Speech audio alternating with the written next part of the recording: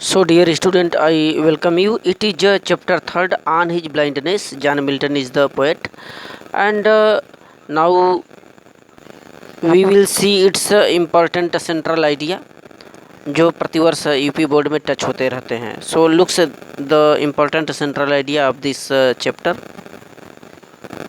देखें यहाँ पर हमने लिखा है ऑन हिज ब्लाइंडनेस का सेंट्रल आइडिया. क्या लेखक का मानना है? The poem on his blindness is composed by John Milton. यह जो पोएम है यह कवि जॉन मिल्टन के द्वारा रचित की गई है, लिखी गई है.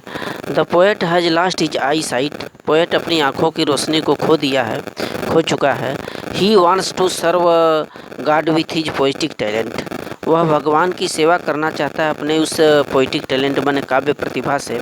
ही complains that God can not expect any service from him.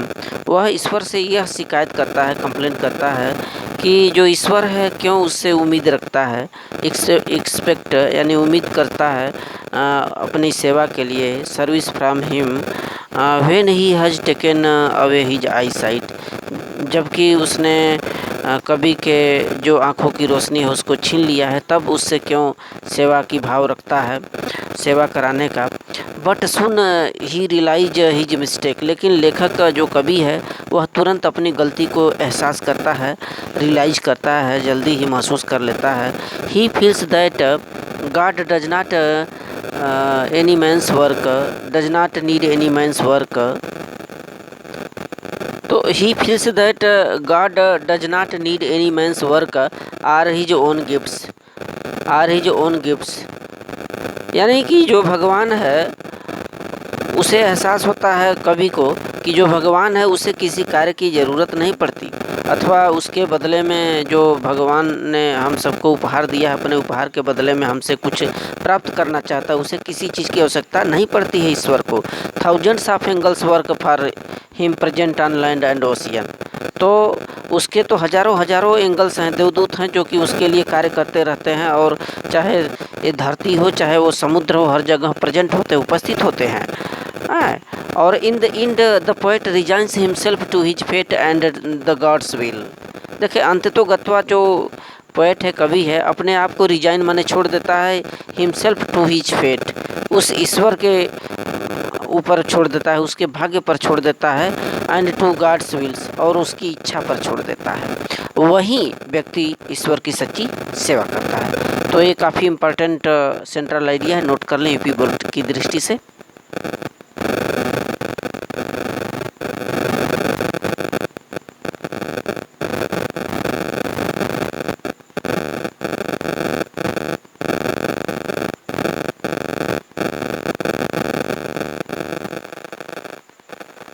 तो स्टूडेंट किसी भी चैप्टर का, किसी भी पोएम का कोई भी सेंट्रल आइडिया आता है तो उसको आपको अवश्य ही लिखना है. उस चैप्टर के आशय को आप पढ़े हैं, समझते हैं, बस उसको हिंदी से इंग्लिश ट्रांसलेट करके उसके मूल सार को आप नोट करें, लिख लें, वही सेंट्रल आइडिया आपका होगा. ठीक है. और उसी के आधार पर हम लोगों को एक्सप्लेन विथ रेफरेंस जब बोर्ड परीक्षा में आता है तो हम लोग कर ले जाते हैं.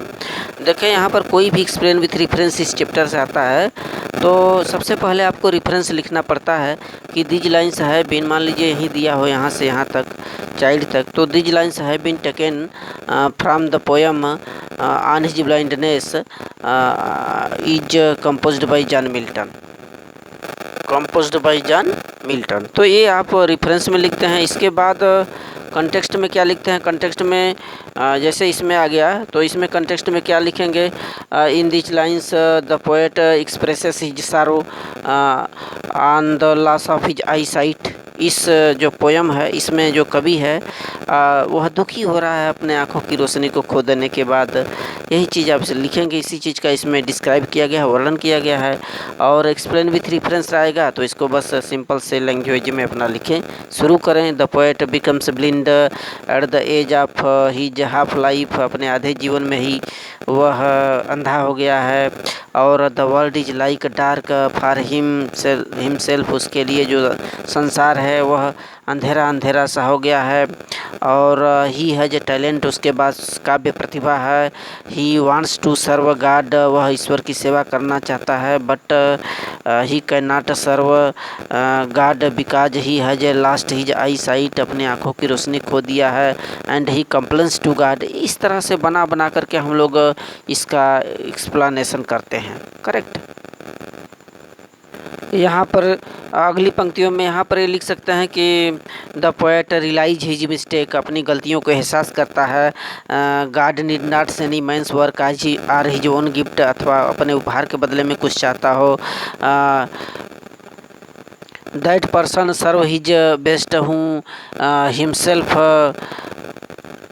who himself resigns on God and his will, जो स्वयं उसकी इच्छा पर छोड़ देते हैं वही ईश्वर की सच्ची सेवा करते हैं।